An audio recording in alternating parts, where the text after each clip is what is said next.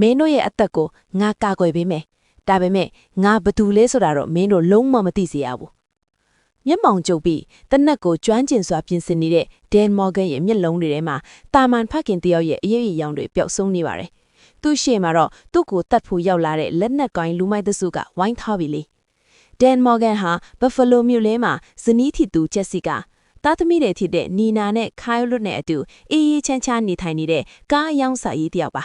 ဘသူကမှမရိပ်မိနိုင်တာကတော့လွန်ခဲ့တဲ့နှစ်ပေါင်းများစွာကဒန်ဟာအစိုးရရဲ့ထိတ်တန်းလူဝက်လူသက်သမားတယောက်ထိခဲ့ဘူးတာပါပဲသူဟာအတိတ်ကိုအပြည့်တိုင်ဆွတ်လွတ်ခဲ့ပြီလို့ထင်ခဲ့ပေမဲ့ကန်ဂျမာကသူ့ကိုအလွေတကူလွတ်မပေးခဲ့ပါဘူး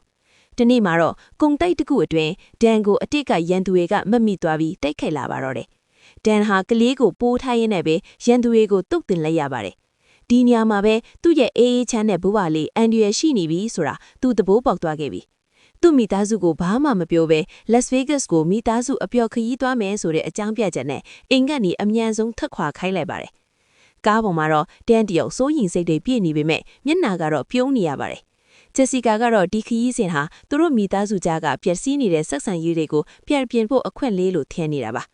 လန်ခီတချောင်းမှာဒန်ဟာသူ့နောက်ကိုလိုက်နေတဲ့လူသက်သမားတွေကိုမိသားစုဝင်တွေမသိအောင်တယောက်ချင်းရှင်းလင်းပစ်နေရပါတယ်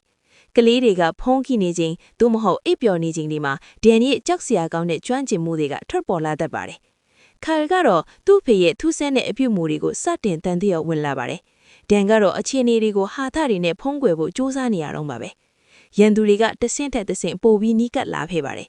Las Vegas ကိုရောက်တဲ့အခါမှာတော့ဒန်ရဲ့အတိတ်ကလွတ်ဝက်ချက်တွေဟာဖုံးကွယ်ထားလို့မရောက်တော့တဲ့အခြေအနေကိုရောက်သွားပါတော့တယ်။သူ့ရဲ့အရင်အလုပ်ဟောင်းစစ်သူ McAferry ကဒန်ကိုပြန်ရှာတွေ့သွားတာပါ။ McAferry ဟာဒန်ရဲ့မိသားစုကိုပြန်ပဲဆွဲဖို့စ조사လာတဲ့အခါမှာတော့ဒန်ဟာဂျက်စီကာကိုအမှန်တိုင်းဝန်ခံလိုက်ရပါတယ်။ငါဟာအရင်ကလူသက်သမားတယောက်ချစ်ခဲ့တယ်ဆိုတဲ့စကားကဂျက်စီကာအကတော့ကပပြတ်မတက်ပါပဲ။သူတို့ချစ်ခဲ့တဲ့ယောက်ျားသူတို့အားကိုးခဲ့တဲ့အဖေကလူလိမ်တယောက်ချစ်နေတာကိုသူတို့မလက်ခံနိုင်ကြဘူး။ဒါပေမဲ့အခုချိန်မှာစိတ်ဆိုးနေဘူးထက်အသက်ရှင်ဖို့ကပိုအရေးကြီးနေတာပါ။ရန်သူတွေကသူတို့ကိုဟိုတယ်တစ်ခုထဲမှာပိတ်ဆို့ထိုင်လိုက်ပါတယ်။ဒန်ဟာသူရဲ့မိသားစုတယောက်ချင်းကိုသူတို့မှရှိတဲ့အရွေချင်းတွေကိုအသုံးပြုပြီးပြန်တိုက်ခိုက်ဖို့ပင်ပေးတာပါတော့တယ်။ Kyle ရဲ့ game ကစားတဲ့ကျွမ်းကျင်မှုနီနာရဲ့ဖြစ်ထွေးရန်တွေကဒီတိုက်ပွဲမှာအရေးပါလာပါတယ်။မိသားစုတစ်ခုလုံးဟာအရင်ထက်ပိုပြီးစီးလုံးသွားကြပြီးရန်သူတွေကိုတချွဲဖွဲပြန်တိုက်ခိုက်ကြပါတယ်။အဆုံးဖြတ်တိုက်ပွဲကတော့ Las Vegas ရဲ့အမြင့်ဆုံးအဆောက်အဦတစ်ခုပေါ်မှာဖြစ်ပွားခဲ့ပါတယ်။ဒန်ဟာ McAferry နဲ့ထိတ်တိုက်ရင်ဆိုင်ရပြီး